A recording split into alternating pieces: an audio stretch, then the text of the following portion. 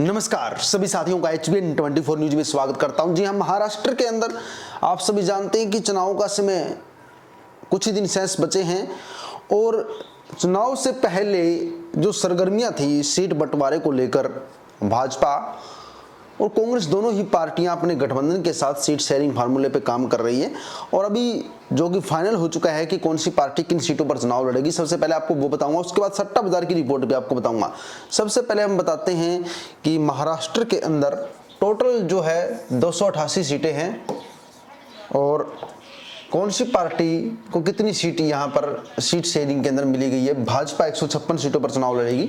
वहीं पर मैं आपको बता देता हूँ कि 288 टोटल सीटें महाराष्ट्र के अंदर और ऐसे में बीजेपी जो है 156 सीटों पर चुनाव लड़ रही है। शिंदे की एकांत शिंदे की जो शिवसेना है वो 80 सीटों पर चुनाव लड़ रही है। वहीं पर बाकी बची हुई सीटों पर एनसीपी चुनाव लड़ रही है। जी हाँ, सीट शेयरिंग का जो ये फार्मूला तय किया गया है, लगभग जो बाकी बची हुई सीट आप कैलकुलेशन कर सकते हैं कि कितनी सीट बची। मेरे हिसाब से 55-60 के आसपास सीटें बची हैं, जिसमें से कुछ सीटें यहाँ पर निर्दलीय अपने अकॉर्डिंग चुनाव लड़ेगी। तीन पार्टियों के गठबंधन के साथ भाजपा मैदान में है और भाजपा की ही मजबूती सट्टा बाजार के अंदर देखी जा सकती है। वहीं पर कांग्रेस पार्टी की रिपोर्ट के अनुसार कांग्रेस पार्टी 105 के आसपास सीटों पर ही चुनाव लड़ेगी।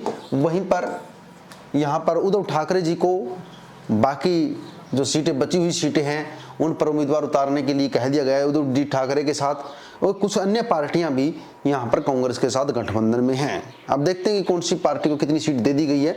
और यहाँ पर अब मैं चर्चा करता हूँ कि मेजरी तौर पर हम दो ही चीजें लेके चलते हैं, बीजेपी अलायंस और कांग्रेस अलायंस। बाकी अन्य पार्टियों को आप छोड़ दीजिए, सरकार में सभी का सहयोग है, गठबंधन में चुनाव होने जा रहे हैं।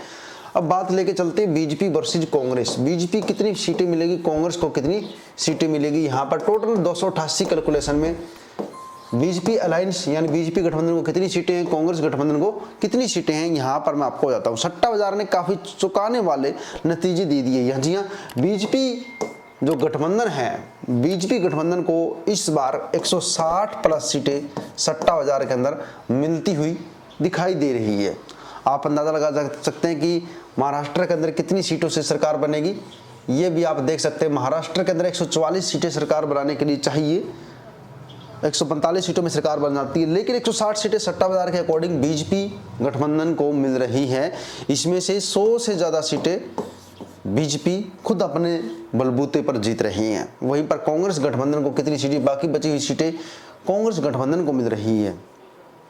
यानी कांग्रेस अपने बलबूते पर 70 सीटें जीत रही है, बाकी बची सीटें गठबंधन जीत रहा है। सट्टा बाजार के अंदर काफी चौंकाने वाले नतीजे हैं, जिसके बाद कांग्रेस भी अपनी पूरी तैयारियों के अंदर जुट चुकी है। यानी कांग्रेस भी विशेष तौर पर मैदान के अंदर कोशिश कर रही है कि किसी न किसी तरीके से चुनाव जीतने की कोशिश की जाए। अब देखते हैं कि इन 10 से 15 दिनों के अंदर कांग्रेस क्या कोशिश कर पाती है, क्या सट्टा बाजार के अकॉर्डिंग को कांग्रेस सीरियसली लेके चलती है। क्योंकि जिस प्रकार से हरियाणा के अंदर जो चुनावी नतीजे कांग्रेस के पक्ष में नहीं थे, यानी एग्जिट पोल सट्टा बाजार सब पक्ष में थे, उस चीज को लेकर महाराष्ट्र के नतीजों पर भी कांग्रेस पार्टी ये कह रही है कि सट्टा बाजार या जो रिपोर्ट आ रही है वो गलत है, वो इन दावों को खारिज कर रही है। लेकिन मैं आपको बताऊंगा कि पूरी तरह से खारिज कांग्रेस के नेताओं को करने की जरूरत नहीं है। कांग्रेस के नेताओं को सोचने की जरूरत है कि खारिज करने से कुछ नहीं होगा। आपके माइंड में ये होना चाहिए कि आप हार रहे हैं, आप उसके अकॉर्डिंग काम करें।